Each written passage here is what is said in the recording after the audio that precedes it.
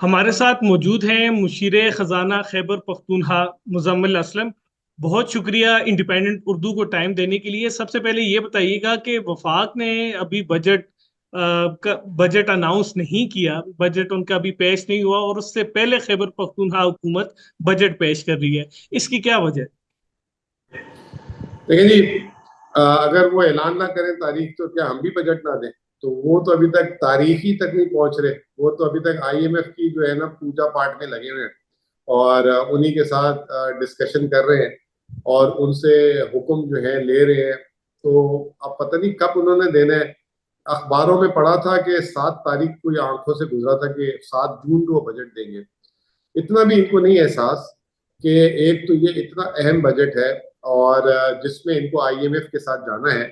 तो इस बजट को जो है डेट को, और जब वजीर खजाना आए थे आपको याद होगा उन्होंने कहा था कि मिड मई या मई के तीसरे हफ्ते तक हम बजट दे देंगे। अब आपको फैजान अंदाजा है, खुद भी आपको पता होगा कि ये जून के तीसरे हफ्ते में ईद है। अगर ये 7 फर्ज करें कि 7, वैसे तो 7 तारीख तक अभी तो ये बजट तक पहुंचे ही नहीं है। अभी तो ये मिन्नत तरले पे ही खड़े हुए हैं। तो जैसे ही ये अभी जब बजट पे अगर 7 जून तक पहुंच भी गए तो फिर हमारी बारी कब लगेगी? फिर पंजाब भी आ जाएगा, सिंध भी आ जाएगा, फिर हमने भी देना है। तो अगर हम 11-12 तारीख को देते हैं तो उसके बाद तो जिस दिन बजट देते हैं उसके बाद 2 दिन की छुट्टी लेनी पड़ती है। आप कोई उस पर बहस नहीं कर सकते। तो फिर फौरन ईद आ जाएगी तो बजट पे बहस कब करेंगे? उसमें तरामीम अगर कोई लानी होगी अवाम की इनकॉपरेशन, आपको पता है जब आप बजट देते हैं तो कुछ इधर उधर से सिफारिशात आती है कि ये ज्यादा हो गया कम हो गया, वो भी करना है। तो हमने तो 2 महीने से इसी पे काम कर रहे थे। हम चमचागिरी में नहीं लगे हुए थे, हम तस्वीरों और टिकटॉक में नहीं लगे हुए थे, हम माशाल्लाह काम में मसरूफ थे। तो हमने तैयारी मुकम्मल कर ली है। तो अब हम देने जा रहे हैं बजट। और कोई ऐसा ये नहीं कि खुदा न खासा हम कोई रेस लगा रहे हैं वफाक से या किसी और सूबों से। 18वीं तरमीम के बाद ऑटोनमस हो चुके हैं सब। तो सब ने अपने अपने टैक्सेस लगाने हैं, सब ने अपनी अपनी तनख्वाहें बढ़ानी है, सब ने अपने अपने पेंशन के मामला देखने हैं, सब ने अपने अपने तरक्याती अखराजात गैर तरक्याती अखराजात देखने हैं। तो इसमें वफाक को हम क्या चीज वफाक से लें? हाँ, एक चीज है जो वफाक के टैक्स महसूलात है। वो हमें पता है कि हम जो इस साल उन्होंने किया है जो मीशत के साथ, और जो पिछले साल किए तो वो कितना टैक्स ले सकते हैं, इतना तो हमारा भी तजर्बा है। और फिर हमने इनके एहदाफ भी सुन लिए, कोई कहता है 11,000 अरब है, कोई कहता है 11,500 अरब है। तो उसको हमने मद्देनजर रखते हुए कि हमें विफाक से कितनी महसूलात आनी है वो हमने कैलकुलेट कर लिए। खुदा न खास्ता अगर उन्होंने उससे ज्यादा रख लिया तो पहले तो ये है कि कभी इन्होंने अपना टारगेट मीट किया है? तो जो हम अगर वो उन्होंने दे दी और वो पत्थर पे लकीर हो वो ही आता हो, कभी वो हुआ ही नहीं ऐसा। अब ये बताइएगा कि वफाक में कितने वाजिबात हैं जो खैबर पख्तूनख्वा हुकूमत को अदा करने हैं, और उसमें आपने वो सारा अपने बजट में उसको एडजस्ट करते हुए, उसको मद्देनजर रखते हुए बजट पेश कर रहे हैं। और अगर वो वाजिबात अदा नहीं होते तो क्या आपके जो बजट को है, जो आपने बजट पेश करना है, उसको नुकसान पहुंचेगा? देखिए जी, पिछले साल भी बजट दिया था वफाक ने। तो जो उन्होंने हमारे वाजिबात देने थे वो हमने बजट में डाले, तो इस साल कौन से मिल गए? तो लेकिन वो ये कि एक डालने तो हैं और हमारे वाजिबात है, हमने छोड़ने भी नहीं है। तो कब तक बकरे की माँ खैर मनाएगी? उनको आखिर तो देने पड़ेंगे ही ना। ऐसे तो नहीं है कि वो उसकी छूट हो जाएगी। तो वो तो जो वाजिबात है वो उसका कोई ताल्लुक उनके बजट से नहीं है। जो एक तय हुई हुई चीजें, जैसे कि हमें जो एनएचपी है, नेट हाइडल प्रॉफिट, आप लोगों के लिए इसको मजीद आसान कर देता हूँ। जो खैबर पख्तूनख्वा में बिजली बनती है पानी से, डैम से, वो और जितने की हुकूमत बेचती है, तो उन दोनों का जो मुनाफा है वो हमें मिलना चाहिए। इसके अलावा कुछ पुराने वाजिबात हैं। तेल एंड गैस जो 42% पाकिस्तान का केपी पैदा करता है, उसकी जो है एक रॉयल्टी होती है, एक विंडफॉल प्रॉफिट है, वो उन्होंने हमें देना है। फिर फाटा जो है उसके अखराजात जो है बरह रास्त दिए जाते हैं। तो अब जितनी तनख्वाहें और जो गैर तरक्याती अखराजात हैं वो अमाउंट है वो उन्होंने देना है। तो वो हमें पता है कि कितने इस साल तनख्वाहें जाएंगी, कितनी उनके अखराजात होंगे, वो बाकी हुकूमत को तो हमने बताना है। तो ये तमाम चीजें हैं। तो ऐसी कोई चीज नहीं है कि जिसकी वजह से कोई वफाकी हुकूमत जो है हमें गाइड करेगी खास तौर पे। अब अगर वफाकी हुकूमत 50% तनख्वाह बढ़ा दे तो मेरी तो चादर नहीं है ना, मैं तो नहीं बढ़ा सकता। ठीक है ना? और हो सकता है कि मेरी जितनी चादर हो उतने वफाकी हुकूमत ना बढ़ा सकती हो इस वक्त। हालात तो वफाकी हुकूमत के ये कि वो चाय की प्याली भी उधार से पीते हैं, वजीर आजम साहब कहते कर्जा कितना ले रहे हैं आइंदा माली साल के लिए? बजट में आपने कितना रखा है? देखिए एवरेज 100 अरब रुपए वो कर्ज नहीं ले रहे, वो तरक्याती अखराजात के लिए डोनर्स से फाइनेंसिंग करा रहे हैं, और वो सस्ते रेट में। इस वक्त जो है पाकिस्तान में शरह सूद 22% है। हम जो है डोनर से ले रहे हैं जो जिसकी शरह सूद 3, 4, 5% के अंदर अंदर है, और वो तरक्याती अखराजात में अपनी चाय की प्याली के लिए नहीं कर्ज दे रहे।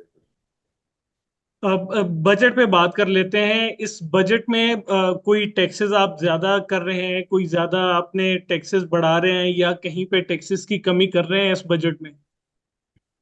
टैक्स महसूलात का टारगेट हम कम से कम 20 से 30% जो इस साल असल मिलेंगे उससे ज्यादा ला रहे हैं, और टैक्सेस की शरह को कम कर रहे हैं।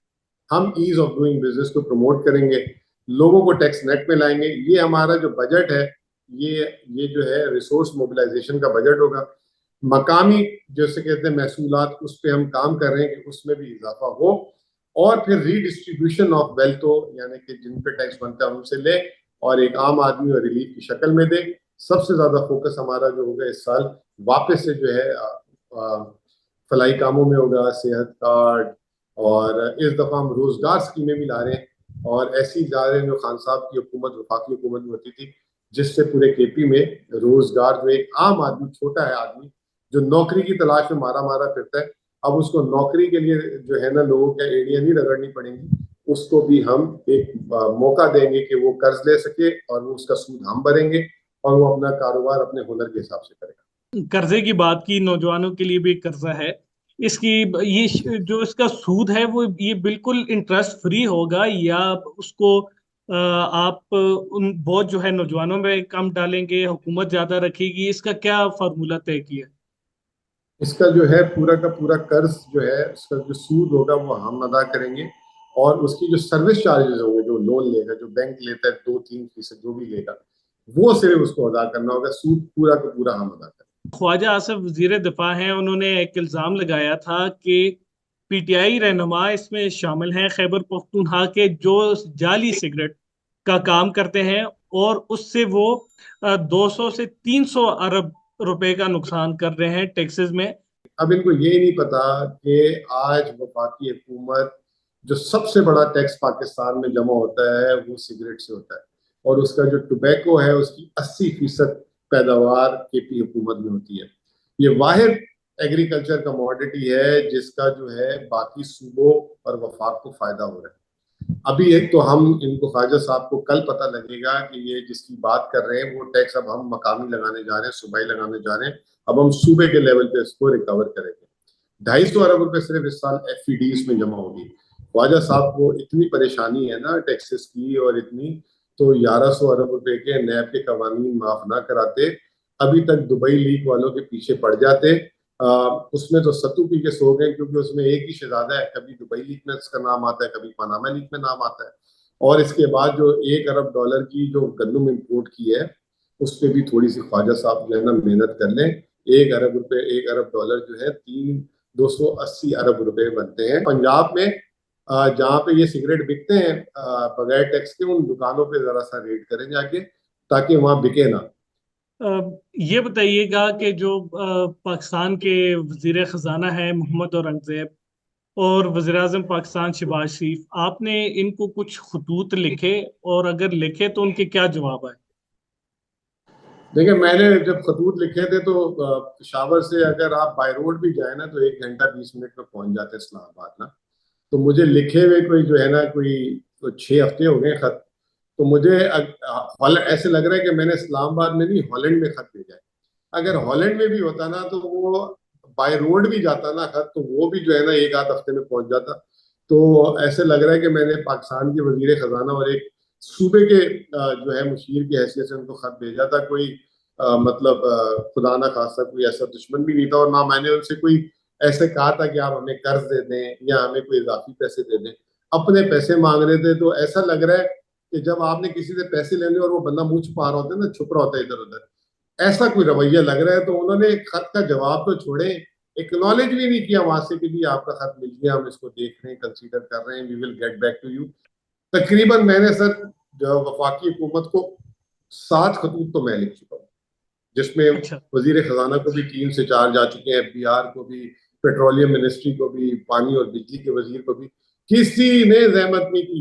ये बताइएगा कि आपकी हुकूमत जब दोबारा आई है तो आप लोगों ने, आपकी हुकूमत ने सेहत कार्ड का दोबारा आगाज किया, तो क्या आपके पास कोई दादो शुमार हैं कि अभी तक कितने लोग इससे मुस्तफीद हो चुके हैं?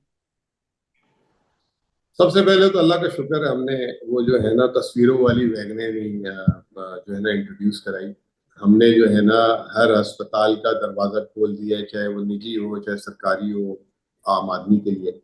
अब उसको जो है रोड से चलती हुई वैगन में जो है ना तस्वीर वाली की उसकी जरूरत नहीं है। अल्हम्दुलिल्लाह जब से हम आए हैं पहली रमजान से जो है हमने 8 अरब जारी किए हैं, और उसकी वजह से 1,53,000 लोगों ने अपना अस्पताल में दाखिला करा के इलाज कराया।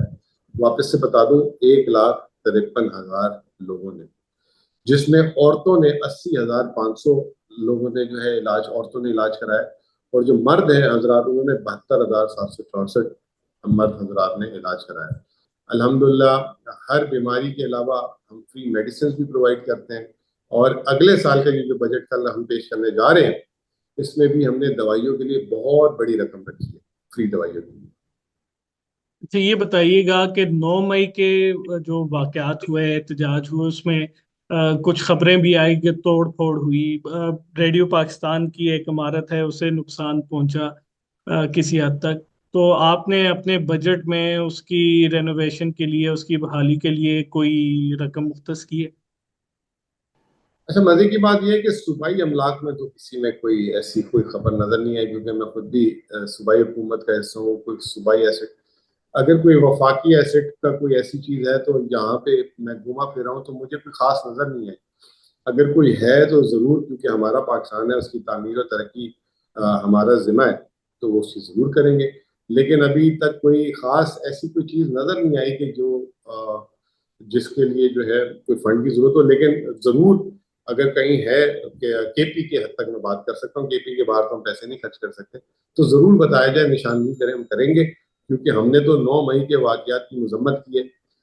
मुजम्मिल असलम साहब, हम ये समझें कि आप वफाक को ये पैगाम दे रहे हैं कि मुल्क की मईशत की बहाली के लिए और उसकी बेहतरी के लिए पाकिस्तान तहरीक इंसाफ की हुकूमत जो खैबर पख्तूनख्वा में है, वो मिल बैठ के इस मसले का हल तलाश करने के लिए तैयार है। तो जी बिल्कुल, इसमें क्या मतलब, हम जब ये चीज की बात करते हैं तो हम ये आंखों के सामने नहीं रखते कि वो नून लीग है या पीपल्स पार्टी है। हमारा नून लीग और पीपल्स पार्टी से इख्तलाफ उस दिन तक रहेगा जब तक ये फॉर्म 47-45 का मसला हल नहीं होगा।